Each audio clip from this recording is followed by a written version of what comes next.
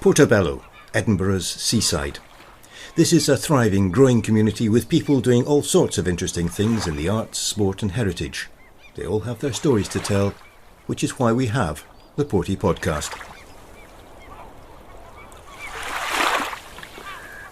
In surveys across many countries, people have admitted that walking into a room full of strangers and speaking in public were their worst fears. In one American survey, death actually came third. So how do you overcome such fears? Well, there's a global organisation called Toastmasters International which can help, mainly with public speaking.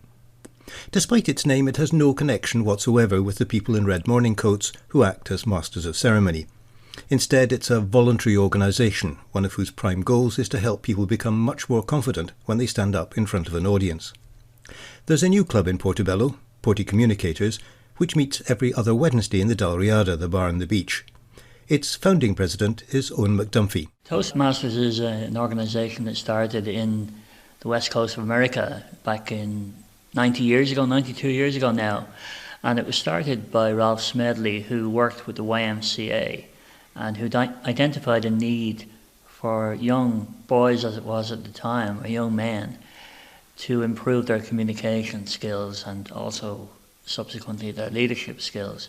And he started a club to try and promote that and encourage them to practice and improve. Well, the interesting thing, of course, is that, okay, that was back in 1924, but even today, that demand still exists.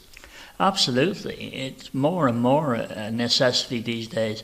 Anybody who's been through second level and particularly third level education realises that they have to do presentations as part of their exam, as part of their curriculum.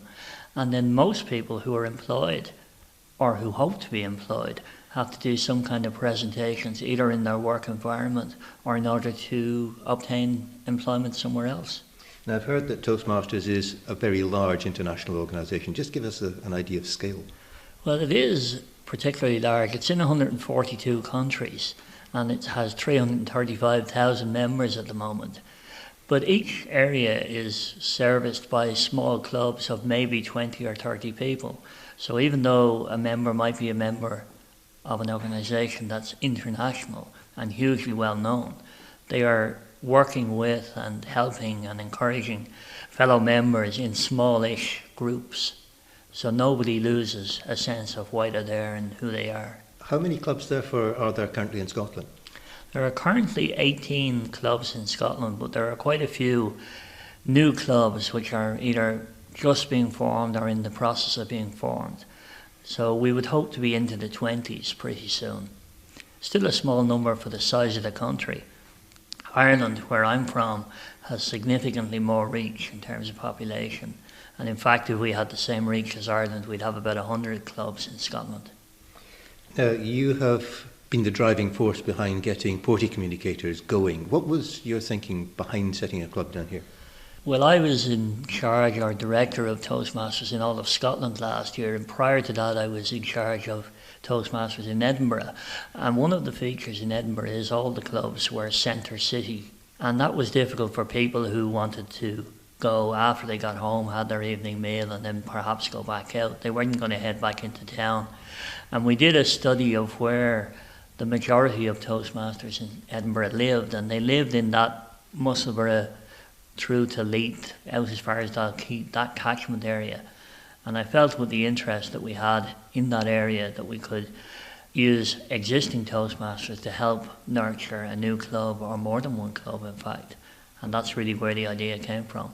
So it's been going now for several months and you're probably about 14, 15 members now? Yeah, in the low to mid-teens. We have to get to 20 numbers before we become what we call a chartered club, an official club. But we signed up 2 members this week and we're hoping to get to charter status pretty fast. Well, one of the first people who actually came along on the very first meeting that Porty Communicators held in the Dalriada was Tracy Rogowski. Tracy, what was your idea in coming along? I'd seen it advertised in the local Portobello newspaper. One of the reasons that I came along was to gain more confidence in public speaking. I'd recently been promoted to a manager, and I felt that it was very important that I could develop those skills. So what have you felt you've achieved so far? Every time I come along to one of the meetings, and they're held every 2 weeks, I feel that I progress in one way or the other. There is a mix between taking on leadership roles within the club. There are evaluation roles. Then there are the prepared speeches. I've done my icebreaker, the first speech, so I had prepared for that and I delivered that. We also do something called table topics, which is an impromptu speaking opportunity where you're given a subject and you need to speak on that for around about 2 minutes. I would say that's the most challenging of all of the things that we do at Toastmasters, but also probably the most progressive skill to learn. I distinctly remember one of the first meetings where it was described as very good for people in preparing for interviews to be able to speak on a subject without any real foreknowledge of what that subject's going to be. So have you felt that over the months since you joined that you're actually getting better at that impromptu speaking in particular? Definitely. The first time I stood up to do a table topic, I really didn't know what to say. When we come along to the club, the more experienced members, for example, Owen, are very good at taking the time to speak to people, giving them pointers about how to approach the table topics. And I distinctly remember Owen speaking to me about not shutting the subject down and speaking about it in a more of a wider sense before bringing it into a conclusion. In other words, don't stand up and answer the question. You need to elaborate, maybe go off at a tangent, so long as it's relevant, in order to speak on a subject for what feels like quite a long time when you're doing it without any planning. 2 minutes feels like a long time. So has it actually made an improvement in your work situation, because that was the reason you came here in the first place? I have gone into a new organisation, so people didn't know me there.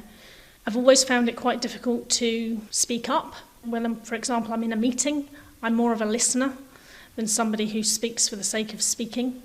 But I now feel much more confident about saying something and what I'm talking about having an impact during the course of a meeting. Owen, can I come back to you, because what Tracy has been talking about is exactly what Toastmasters was set up to do, to improve people's confidence. Yes, absolutely. And it takes two main facets in the communication line, and Tracy's mentioned them.